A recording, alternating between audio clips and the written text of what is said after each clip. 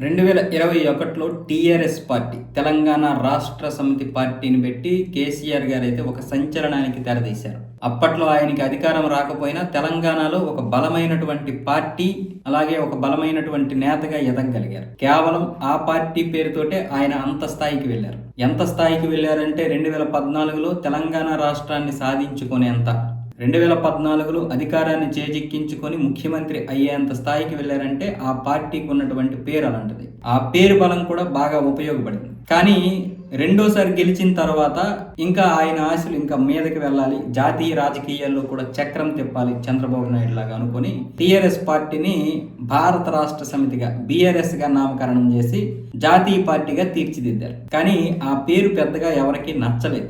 BRS అనేది ఒక emotion పోయింది. ఎందుకు?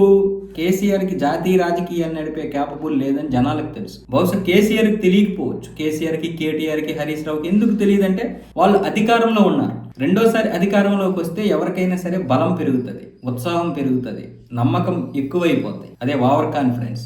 జనాలు చుట్టూ ఉంటారు, అధికారులు చుట్టూ ఉంటారు, జాతీయంగా చాలా మంది పలుకుబడి ఉంటది. అందరు ముఖ్యమంత్రులు ఫోన్లు చేసి శుభాకాంక్షలు చెప్తారు.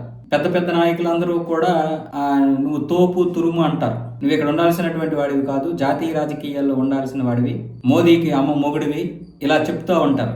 దానికి వీళ్ళేంటంటే చుట్టూ మంది మార్బలం, సెక్యూరిటీ పెరిగిపోయేసరికి నిజమేనేమో, మన క్యాపబుల్ ఉంది, మనం సామాన్యులేం కాదు, మామూలుగా ఒక సామాన్యం నుంచి ఇక్కడ వరకు పార్టీ పెట్టి ఈరోజు తెలంగాణ రాష్ట్రాన్ని సాధించుకొని రెండోసారి అధికారంలోకి వచ్చామంటే ఖచ్చితంగా తెలంగాణలో ఈ యొక్క సింపతితో 25 సంవత్సరాలు 30 సంవత్సరాలు పరిపాలించవచ్చు. కాంగ్రెస్ని ఎవడు కూడా నమ్మడు.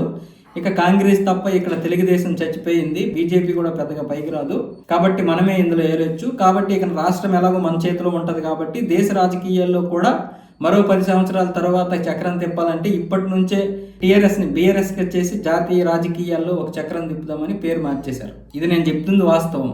మీరు ఏదైనా కానీ మనమైనా సరే ఒక 2 విజయాలు వచ్చేసరికి మనకేం జరుగుతుందో అర్థం కాదు. ఒక సినిమా హీరో అయినా సరే వరుసగా 2 హిట్లు వస్తే ఖచ్చితంగా 3వ సినిమాకి పప్పులో కాలేసేస్తాడు. అది ఖచ్చితంగా అలాగే జరుగుతుంది. అంటే కొత్తగా సినిమా హీరోలు అయితే చూడండి, ఉదయ్ కిరణ్ కావచ్చు, తరుణ్ కావచ్చు, మన హ్యాపీ డేస్ హీరో కావచ్చు, వీళ్ళందరూ ఒక్కసారిగా హిట్లు వచ్చేసరికి దాన్ని బ్యాలెన్స్ చేయలేరు.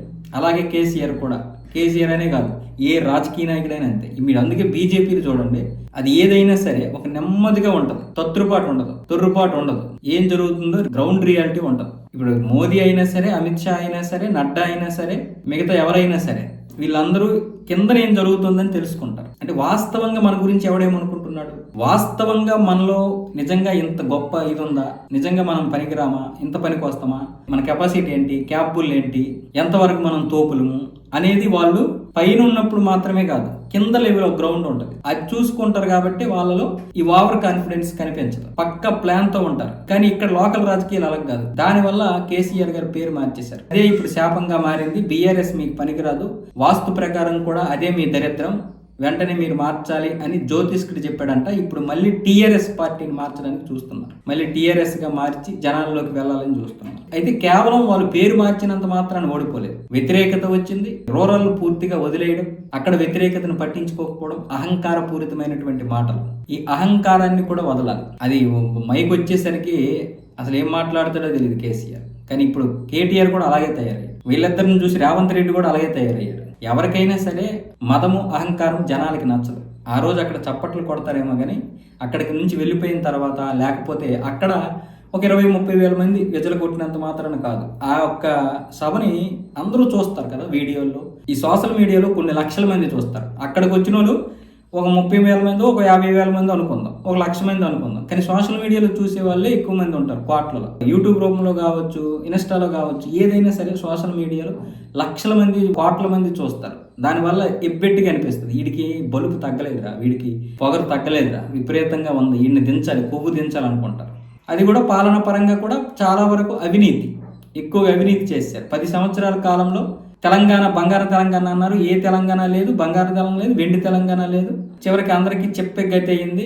అంటే మనం విడిపోయిన తర్వాత ఏదో అనుకుంటాం కదా, ఆంధ్రప్రదేశ్ వాళ్ళు ఇప్పటి వరకు తినేసారు అనుకుంటారు, కానీ అక్కడ జరిగింది ఏమీ లేదు. కానీ తెలంగాణ వచ్చిన తర్వాత కూడా మన బ్రతుకులు ఇలాగే ఉంటే, ఆ టీఆర్ఎస్ వాళ్ళే మొత్తం బాగుపడితే ఇంకా మనకేంటి ఉపయోగం అన్న విధంగా వాడగొట్టేశారు. అది గ్రహించాల్సింది. అయితే పేరు మార్చడం వల్ల అది వాళ్ళ ఇష్టం, వాళ్ళ వ్యక్తిగతం. మరి ఇది ఎంతవరకు సపోర్ట్ చేస్తుందో, ఎంతవరకు మళ్ళీ జనాలు ఆదరిస్తారో చూడాలి.